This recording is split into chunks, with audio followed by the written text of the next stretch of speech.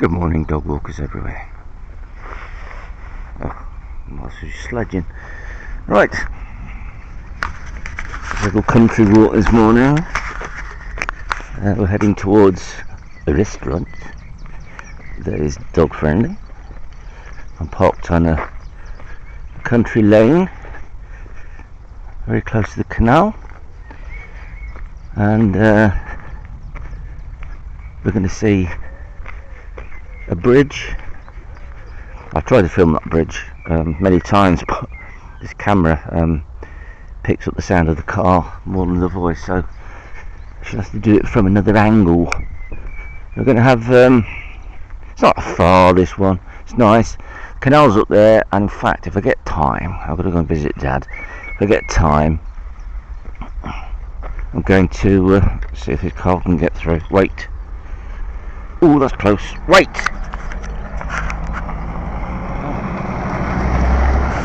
There we go. Sorry, did I swear there? Oh well. We'll start again.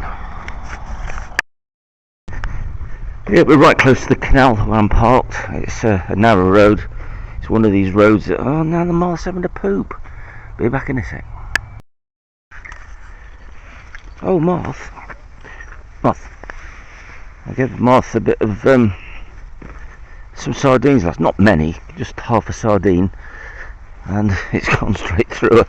And now we're doing the sledging again, which isn't good.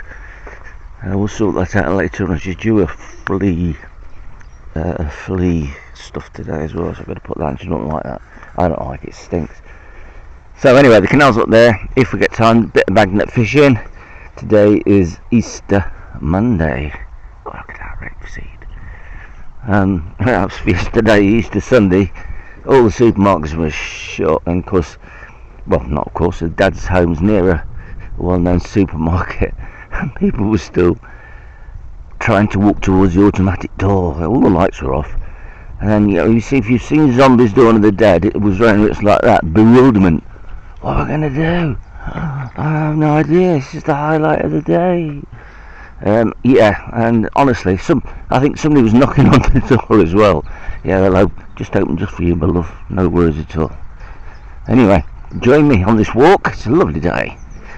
But I have a feeling it's going to be one of them days.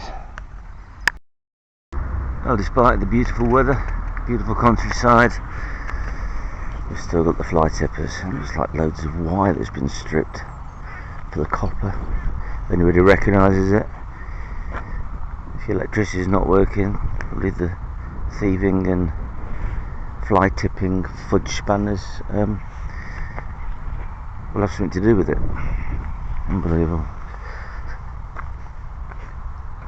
I went to see Dad yesterday in the care home. They had a bit of entertainment on, so he was downstairs. There's 3 floors. He's on the middle floor. He was downstairs with a lovely lady singer, and he thoroughly enjoyed it. It was nice to look round to see what music brings to people with memory problems and mental health problems. Music is the cure, or the coping strategy anyway. It's funny because I left the coat and the lead and everything downstairs, and by the time I got back from getting a coffee, the concert had finished, and he'd gone back upstairs. I can't remember what day it is or anything like that, but he remembered that I'd left my coat downstairs, which quite shocked me. So, I mean, he's 98 in December. It's amazing. He's doing better than I am, to be honest with you. He's healthy. We're heading to a main road now. This is the worst part of the walk. It's getting across this main road. It's very busy, but luckily there's temporary traffic lights up on the left-hand side, so hopefully there'll be a break in traffic. It is a very narrow lane. So anyway, Martha's enjoying it. We're coming up to the very busy main road. Martha's on a short lead, and you just have to take your life in your hands and hope for the best. Ooh, cracky. Straight across. Well, I never. Coming up to a petrol station where after leaving the army I had about 8 jobs. This was one of them, serving petrol to customers.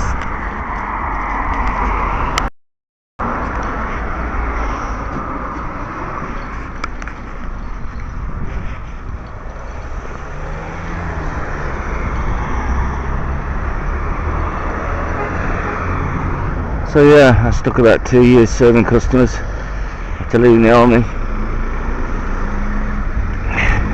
You sort of expect a little bit of respect, but the customers, 70%, was so bad mannered, it wound me up terribly. There's some stories I could tell you about that, but I won't anyway. I stuck it for a bit and then moved on to another 7 jobs. This is a very narrow path, so short lead, highly recommended. The restaurant we're going to is connected to a couple of baronets that are predominantly associated with Cork Abbey. A place I haven't been for a walk with Marth. I might do if I can find some free parking. Definitely don't think it's dog friendly, but I'm not sure. I'll find out. But yeah, this restaurant is named after them, from the 1600s when they, I think they built Cork Abbey. God, it's busy this morning. Back in a minute. So the right there is a garden centre, which was dog friendly, and then at ultimate wisdom they decided it wouldn't be. It's a lovely place to take your dog, and again dog friendly, but no.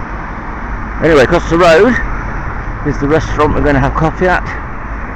It's called the Crew and Harper. Been there a couple of times. I'll try and film inside, though it's nice enough to sit outside. But first I'm just going to show you a different view of the bridge and tell you a little bit of history. This is the start of the bridge. Some motorists are fearful of driving across it because it's just one little place that if there's a bus coming or a lorry, then yeah, it's dangerous. You've got to stop, have common sense. But 2 cars can get past dead easy, and some are like rabbits in headlights. Is that right? Something in headlights anyway. So the river is, you see rid of the bridge over the River Kwai. Well, this is the bridge over the River Trent. Take 2. And this is the bridge over the River Trent. God, I nearly said it again. Built or commissioned by 2 ladies whose boyfriends, before the bridge was there, tried to cross the river to visit them, take them out for McDonald's, and they both drowned. So they had the bridge built. Reputably haunted, of course. I mean, Bonnie Prince Charlie apparently rode over there on his way to the same McDonald's. Very picturesque. But this River Trent, it floods. It comes right all the way up to this path. I mean, if you look at these houses, luckily none of them have been flooded. But it does get Marth's been a right pain today. It does get flooded quite easily. Marth, this way. Don't want to go for some unknown reason. Probably the ghosts. Hang on, just 2 minutes, seconds. Look at us. Come on, let's do that. No, you're not going down. Oh, we're going down the path apparently. She has this thing about grass sometimes. She doesn't want to go on the grass. There's a path, she'd rather go down that. I want to get to the edge. We can show you. I've talked about magnet fishing before. Just down by the bridge is a very expensive magnet to cut away with a knife because it got stuck between 2 rocks and I could not get it out. Pulled and couldn't. But it is a beautiful spot. You just come down here with a deck chair and a book and peace. That's a fast flowing water. You wouldn't survive long in that.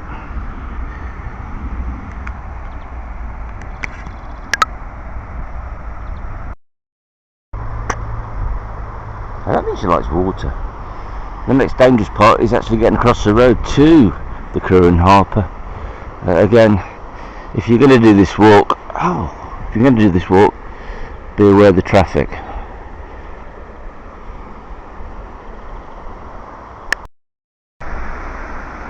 So somewhere down there is a rather expensive magnet. Breaks your heart when you have to cut the cut the rope away. Look at that though. A beautiful bridge. I call it the bridge of wheel trims. The amount of people who've panicked and hit the curb, and off comes the wheel trim. And there's lots of, if there's an accident on there, that's it. I mean, you're not going anywhere.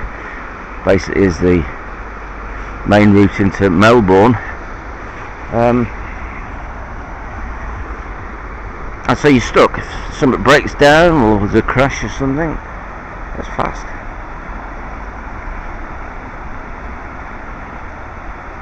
Quite warm today as well, which is nice.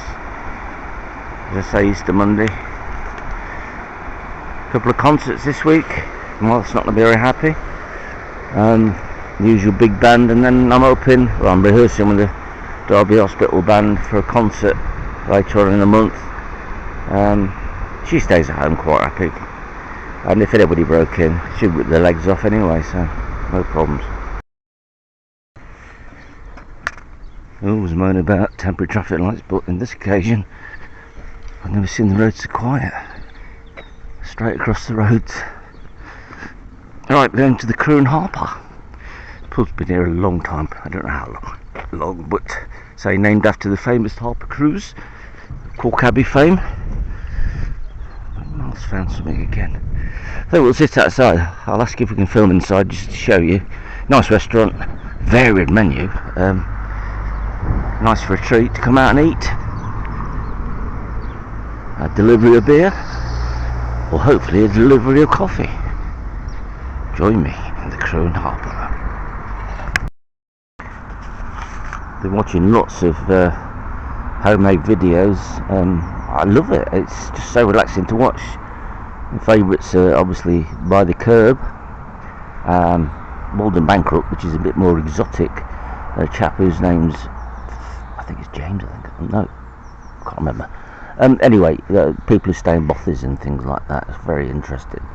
They've got all the latest equipment, and they average about 100,000 subscribers. I'm pleased to say I've got 21, and you know what? That's enough. I mean, they do it as a living. They are sponsored by advertising companies and things like that. And me and Marth just want the simple life, don't we, Marth? She knows a lot of biscuit. The sun is out, it's lovely. Bear with. There we go. Little treat. Days are going so quickly at the moment. Still finding the fun and therapeutic. It takes my mind off things.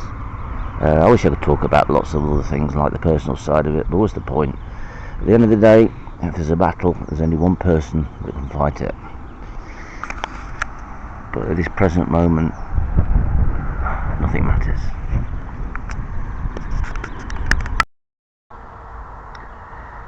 I love history, especially the weird history as well. I'm not connected to this place, so I've just been reading a story about a Confederate submarine that was lost for over 100 years.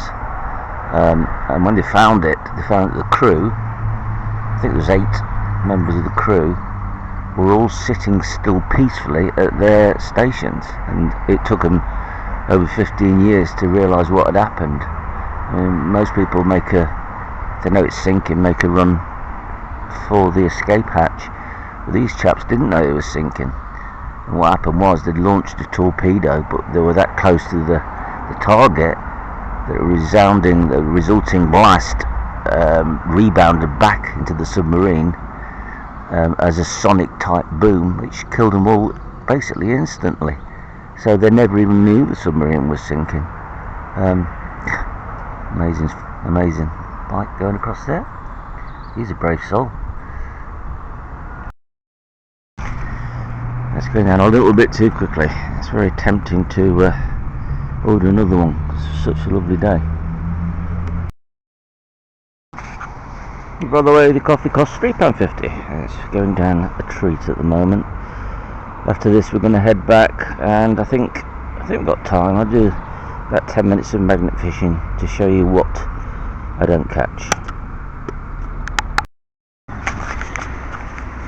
No need to worry about going in with the dog if you don't want to. If it's a lovely day like today, there is a QR code on the table, which you will be able to look at the menu and order drinks and food, and they bring it out to you out here. So it's a no-brainer, really.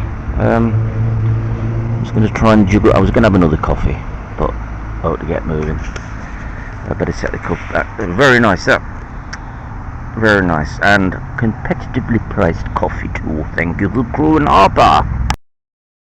I really enjoyed that. I just gave the lady behind the bar the QR code so you can have a look and spread the word. So yeah, there's a outside area here by the road, but obviously if it's full by the canal, move out of here. I think they have accommodation here as well. I'm pretty sure they do, where you can stay. So check it out on the website, Crow & Harper. I'm going to head my way back to the car now. See you in a minute. There you go. That's the price as of April 2026. So it's over £3 a gallon. So for reference, I'm parked on Pingle Lane. Pingle Lane. There's a programme there, isn't there? Which is, if you're coming from Derby, just after the Aston turn. The Aston turn's on the left. Pingle Lane is on the right. So I've worked out we've got about 10 minutes to do a bit of fishing, see what happens. Still a lovely day.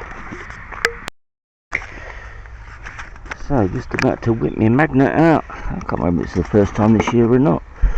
It was put away neatly, so no doubt it will be tangled up, because the tangle fairies go. It's like fishing lines and cables for your guitar and things. Smaller magnet than smaller magnet than the one I lost, but still quite powerful. So let's see. Join me.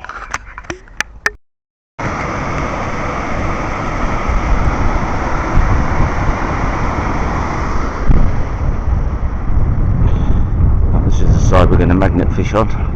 It's quiet and I can tie the moth up. Anyway, we go.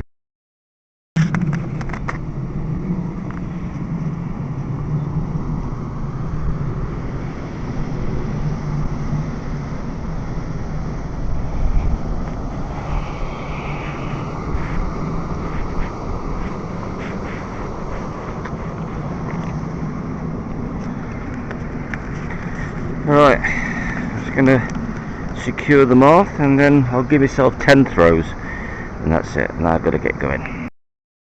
Right, 6 casts and nothing at all, but the moth is alright. She's chilled out, looking at me as well. Come on, Dad. Just been to the Crow & Harper for a coffee there, so yeah, she's a very patient girl. I prefer metal detector. So that's it, 10 casts, absolutely nothing apart from a little bit of iron ore, but the sun's out, it's lovely.